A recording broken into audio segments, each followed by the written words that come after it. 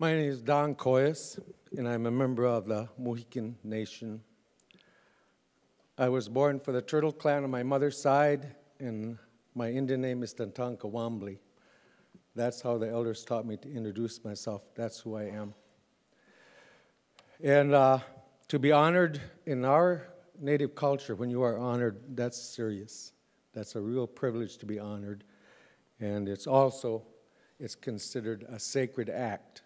It's a serious thing when you are honored. And so it is with that intent I accept this recognition as a sacred act in the privilege of being picked to have it. In 1991, we gathered 40 of the most traditional elders I could find, because when we were working on these issues around alcohol in our community, it seemed no matter what we did, our communities were in a downward spiral. No matter what we did, we couldn't pull it out. This one community, first one we worked in, was in Maine, around 4,000 in this tribe. They had 85% alcoholism above the age of 12. The average lifespan in this tribe was 37.6 years, which says the death of a lot of young people. And of course, what comes with that package is the domestic violence, the child abuse, sexual abuse, incest. And it was my opinion at the time that that community was in a downward spiral for so long that it couldn't be turned around. That's what I thought. So when we presented this to our elders, they said no. They said it can be turned around. And they went on to say, they said, there are two states of mind that we can be in as a human being. One is a state of I don't know what I don't know. Now, if you think about that a bit, you could be doing what you think was right, but it's not working. So they said, we're going to give you some information that will help you move from I don't know what I don't know to now I know what I don't know. And I guess that's when you go, duh.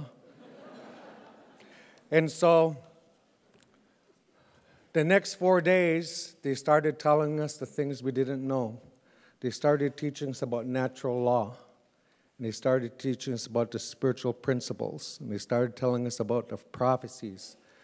And all this time, we were trying to find a solution. We were looking on Google, and it wasn't there.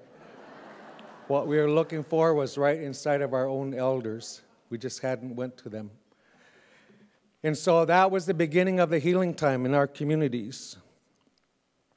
And so we went back to that community, and we started doing what the elders said. 3 years later, 65% of the tribe was sober. And it just started to click. It started to get it. And I remember this one celebration we had at the 3-year mark. And every year we had a feast. And there was this lady up there talking about how she got sober, and she started this halfway house for women. And everyone was proud because she was like the town drunk in a way. And while she was speaking, this little boy stood up and he said, I want to do a dance for Don Coyhis. The little kids, they always say, hey, Don Coyhis. That's how they spoke to me. So they didn't know how to dance, but we taught them about the dance. So anyway, the drum got up there and they were playing, and he's just going dance. He's just getting down, you know. He was doing it, and everybody's excited. He got done, and everybody applauded. And so as he walked past the MC, she just asked him, she said to that little boy, she says, how do you know that this community work is working? And of course, he's kind of surprised, shy, and so he, well, his family was sitting right in the front row, and finally he grabbed the mic and he said, I know how I know it's working. And finally he said, well, the reason I know, he said, is my dad hasn't beat me up for over 2 years. And his dad is sitting there.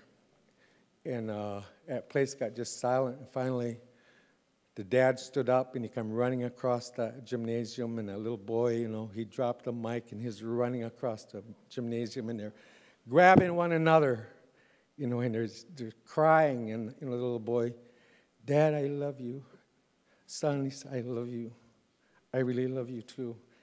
And of course, everybody, as you see, is crying. But it was that what we found out was When we can bring our communities back to our culture, that's what works.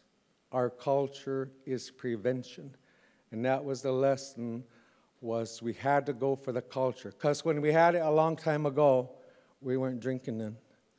We weren't beating up women. We didn't have suicides. Because we had the spirituality and we were in harmony with all the teachings.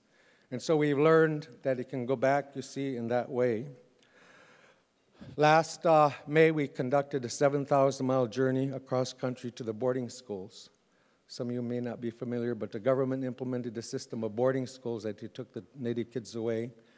And at these schools, there were a lot of abuse occurred, sexual abuse, incest, all kinds of things occurred at these schools. So we made a journey based on the elders' teachings. They said, make this journey across and tell the people that we have to forgive the United States government for what it did. And so that's what we did. We started a journey of forgiveness. So to close, I would say this. The movement is at its tipping point. It's strong. And we know what our next steps are to do for the tipping point. One is we are going to build a National Native American Wellbriety Institute with web-based delivery, things like that, because right now we have to go on site and do the training. Using the technology in the web, we can do 100 at a time if we so choose. We can reach the remote villages in Alaska where we can't get to, and in Canada, and the Aboriginals. We are able to do that. Second is we are putting together a summit to create a national vision for all of the 572 tribes. We will do that by next summer. And the third thing is we will form the first United States Native American Truth and Reconciliation Commission. Forgiveness must take place.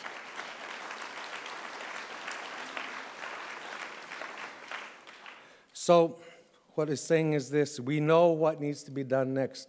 The elders have told us about the natural order. In order to do that, we needed a miracle. And you guys gave us the miracle.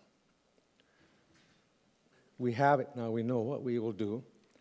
And so we do know this, that some of the greatest gifts you can bring to the hopeless is hope. That's very, very powerful. And Indian country was so excited when they heard what happened here, because hundreds of them are involved in this too and have been for a lot of years. And it's like the honor of one is the honor of all. And they know this honor is also theirs. And so I just want to thank you from the, sometimes it's that space between the words, what I'm trying to say, and I can't put the words together, but it's the space. That really is what I'm trying to say. I want to thank you for what you are going to allow to accelerate the healing of our people. And our people, thank you. Thank you very much.